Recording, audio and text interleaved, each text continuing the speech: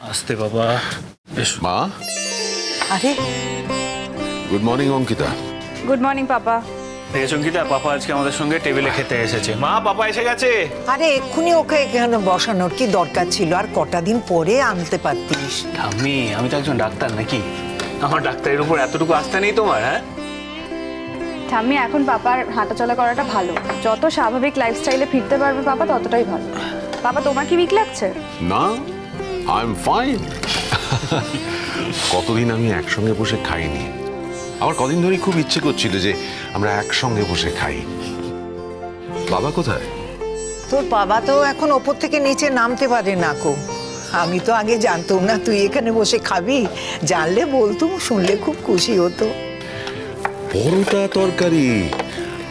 আমি নিশ্চয়ই একটা পরোটা খেতে পারি। না বাবা, ডোন্ট ইভেন ট্রাই।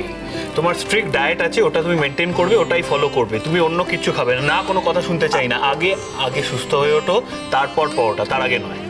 দেখো পাপা, আমিও কিন্তু পরোটা খাচ্ছি। আমিও তোমার মতো টোস্টই খাচ্ছি। তুমি জানো আমি তেল খাই না। মা, আয় বস। Good morning Dinka. Morning. Dinka, আজ তো সকাল সকাল? একটা কাজ আছে বৌদি ভাই, একটা শোয়ের জন্য রিহার্সাল করছি, বড় শো। কোথায় রে? যেখানেই হোক না কেন, তুমি তো যেতে পারবে না। আরে বাবা, নাই বা জানো কোথায় হচ্ছে সেটা বলতে তোর অসুবিধাটা কোথায়?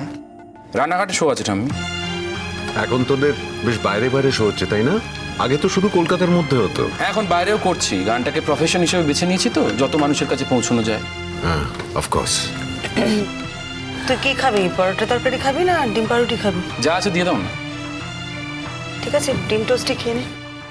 দাও তো পাউরুটিটা, ডিমটাও কে গিয়ে দাও। মা, থ্যাংক ইউ। যে আপনার ওই চিড়ে দুধটা ভেজানো আছে, ওটা আমি নিয়ে আসছি। দাঁড়ান। আনতে হবে না, তুমিও তো খাওনি কো এখনো। আমি খাবো, আমার এখন সময় লাগবে। চান হয়নি, পুজো হয়নি, কিছু হয়নি, তারপর খাবো। আপনি খেয়ে নিন, বেলা হয়ে যাচ্ছে। কতদিন বলেছি সকালবেলা উঠে কিছু খেয়ে নো, এতক্ষণ খালি পেটে থাকো। তোমার খেতে খেতে তো কত বেলা হয়ে যায়। ও আমার অভ্যেস আছে, আমি আসছি। মা, তুমি আজকাল আর অফিস যাও না তাই না? হ্যাঁ যাবো। যাবে মানে এখন যাচ্ছ না? না, এই কটা দিন যাচ্ছি না। কেন? পাপা শরীর খারাপ বলে? সেজন্য নয় ডিঙ্কা, মিঠুদি ছুটি নিয়েছে তো, বাড়িতে এতগুলো মানুষ, সবার খাওয়া দাওয়ার ব্যবস্থা। আমি সারাদিনের জন্য বেরিয়ে গেলে কে করবে বল? আমার কি মনে হয় জানো তো, রোহিত আঙ্কেল শুধু শুধু তোমার জন্য এতটা কষ্ট করেছে। কথা আছে না, ভরসে ঘি ঢালা। কি? খুব ভালো করে শুনতে পেয়েছো আমি কি বলতে চেয়েছি। রোহিত আঙ্কেল না ওম্যান এম্পাওয়ারমেন্টের কথা বলেন। সেই জন্য উনি চেয়েছিলেন যে তুমি বাড়ি থেকে বেরিয়ে একটা বৃহত্তর জগতে পা রাখো। অথচ দেখো, তোমার কাছে প্রায়োরিটি এখনো তোমার সংসার। রান্না করা, ঠিক সময় ওষুধ দেওয়া, খাবার সার্ভ করা, এটাই তো তোমার লাইফস্টাইল হয়ে গিয়েছে। এসব তুই কি বলছিস ডিঙ্কা? পাপার শরীরটা ভালো নেই, তুইও তো খুব ভালো করে জানিস সেটা। এই অবস্থায় মা পাপাকে ছেড়ে কোথায় যাবে, কেনই বা যাবে? পাপাকে কে দেখবে তাহলে বল? কেন? যাদের বাড়িতে মায়ের মতো কেউ নেই তাদের কি হয়? আর মা কি পাপা নার্স নাকি? দরকার হলে পাপা একজন নার্স রাখবে। আমি তো তোমার মাকে আমার জন্য কিছু করতে বলিনি ডিঙ্কা।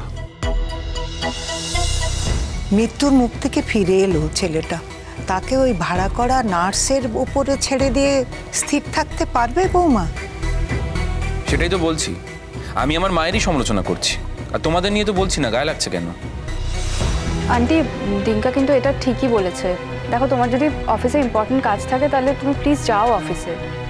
পাপার এখন একটাই রেস্ট্রিকশন যে পাপা বাইরের খাবারটা খেতে পারবে না। তুমি পাপার রান্নাটা করে চলে যাও, আমরা বাকিটা কোনো রকমে ম্যানেজ করে নেব। কেন বৌদি ভাই? পাপার রান্নাটা মাকেই কেন করতে হবে? কে হয় মা পাপার? পাপা এক্স্যাক্টলি মা কে হয় তোমার? এই মুহূর্তে দাঁড়িয়ে তোমাদের দুজনের সম্পর্কটা ঠিক কি? ডিঙ্কা, খাবার টেবিলে এখন এই কথাগুলো না বললেই নয়। কেন, গায়ে লাগছে তোমার? গায়ে লাগার কিছু নেই। আমাকে কেউ জোর করে কিছু করাচ্ছে না, আমি আমার দায়িত্ববোধ থেকেই করছি। তোমার দায়িত্ববোধ কি শুধুমাত্র তোমার রান্নাঘরে সীমাবদ্ধ মা? তুমি যে বৃহত্তর জগতে পা রেখেছো, সেই কাজের প্রতি তোমার কোনো দায়িত্ববোধ নেই, কোনো কমিটমেন্ট নেই। তাহলে গিয়েছিলে কেন কাজ করতে? মানে তোমার দায়িত্ববোধ কি শুধুমাত্র তোমার সংসারের প্রতি? তাহলে বলে দিতে পারতে you are not fit for the job.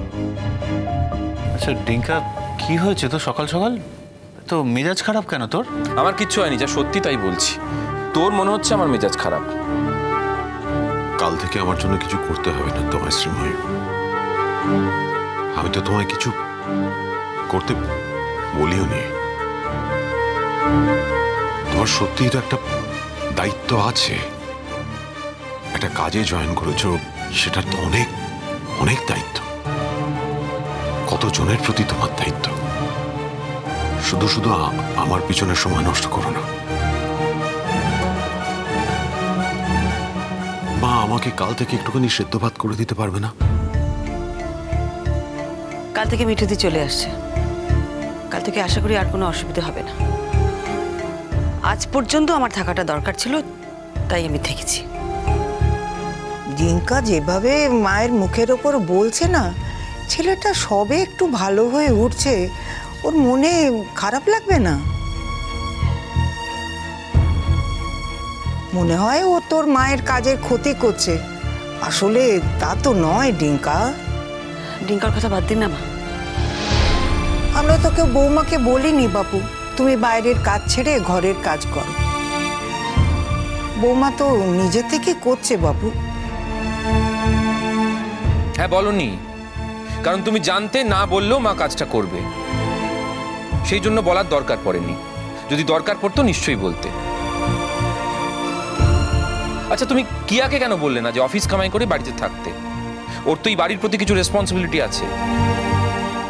In fact officially বৌদি ভাই আর কিয়া কিন্তু এই বাড়ির বউ, ওদের কিন্তু কিছু দায়িত্ব আছে। মা কিন্তু এই বাড়ির কেউ নয়। অথচ দেখো মাই পুরো কাজগুলো করছে। অবশ্য তোমাদের বলে কি লাভ, মা তো নিজে থেকেই করতে চায়, কারোর তো কিছু করার নেই। তুই কি বলতে চাইছিস আমি ঠিক বুঝতে পারছি না। কি হয়েছে তোর? দুদিন ধরে তুই এসব কথা বলছিস কেন? আমার যা হয়েছে সেটা তুমি বুঝতে পারবে না, কারণ তুমি বোঝার চেষ্টা করছো না। আসলে আমি একটা অন্য মানুষের কথা ভাবছি। সে তোমায় কোথায় দেখতে চেয়েছিল, তুমি কোথায় দাঁড়িয়ে আছো। আসলে কি বলতো, যে কোনো কাজের জন্য না একটা নিজস্বতা লাগে, মানে নিজেকে চাইতে হয়, একটা আকাঙ্ক্ষা দরকার হয়। একটা অন্য মানুষ যতই চেষ্টা করুক না কেন, নিজের যদি কাজটার প্রতি অ্যাসপিরেশন না থাকে সেটা কমপ্লিট করা যায় না। কি রে বুয়া, তুই খাচ্ছিস না কেন রে? এইটুকু তো খাবি, ডাক্তার তোকে বলেছে ভালো করে খেতে। খাচ্ছিস না কেন বাবা? খা। আমার খেতে ইচ্ছে করছে না, আমার খিদে নেই। তুইও পারিস বটে ডিঙ্কা, খাবার টেবিলে বসে এইসব কথা বলতে হতো তোকে? হ্যাঁ কি দরকার ছিল বলতো? যদি বলতেই হয় এগুলো তো পরে অন্যভাবে অন্য কোথাও বলা যেত নাকি? কিছু কিছু কথা যখন বলার তখনই বলতে হয় দাদা ভাই। কেন তোর খারাপ লাগছে? কেন তোর কি মনে হচ্ছে পাপার খারাপ লাগছে? লাগার তো কথা নয়। কথাগুলো তো পাপাকে বলিনি, মাকে বলছি। অবশ্য হ্যাঁ ঠিকই বলেছিস, পরের বার থেকে চেষ্টা করবো না বলার। এবার পারলাম না, পরের বার থেকে নিজেকে কন্ট্রোল করে নেব, কারণ কথাগুলো বলে কোনো লাভ নেই, শুধু শুধু কথা বাড়ানো হবে। ডিম পাউরুটিটা ঠান্ডা হয়ে যাচ্ছে, খাচ্ছিস না কেন? হ্যাঁ খাবো খাবো। আচ্ছা ডিঙ্কা একটা কথা বল, এতক্ষণ ধরে এত বড় বড় কথা বলছিস, তুইও তো এখানে এসে বসে সেই মাকেই বললি তোকে খাবার দিতে, তার বেলা মা এখানে প্রেজেন্ট ছিল তাই বললাম। মা যদি এখানে না থাকতো নিজের খাবারটা আমি নিজেই নিয়ে নিতাম। দাদাভাই ছোটবেলা থেকে সমস্ত কাজ কিন্তু আমি নিজে হাতে করেছি, তুই পারিসনি করতে। আর আমি যে আমার কাজগুলো নিজে করি সেটা তুই খুব ভালো করে জানিস, সেজন্য প্লিজ আমাকে সব বলিস না। আরে বাবা তোর মা এখানে আছে বললি তো আমরাও বলছি। আরে বাবা তোর মা যদি কাজে চলে যেত আমরা কি ডেকে আনতাম না বলতুম? আচ্ছা সব সময় তোর মাকে এই বাড়ির কেউ নয়, এই বাড়ির কেউ নয় বলিস কেন রে? তোর মাকে কি আমরা সেই চোখে দেখি না বৌমা আমাদের সেই চোখে দেখে? এখনো পর্যন্ত বৌমা আমাকে মা বলে ডাকে, তোর দাদুকে বাবা বলে ডাকে। আমরাও তাকে বৌমা বলেই ডাকে, বৌমা ছাড়া আজ পর্যন্ত কিছু বলে ডাকেনি, তাই আর কোনোদিন কিছু ডাকবো না। সেটা অভ্যেস ঠাম্মি। তুমি মাকে কিন্তু কোনোদিন বৌমা হিসেবে মর্যাদা দাওনি। হ্যাঁ এখন দিচ্ছ হালে, সে তো ঠেলায় পড়ে।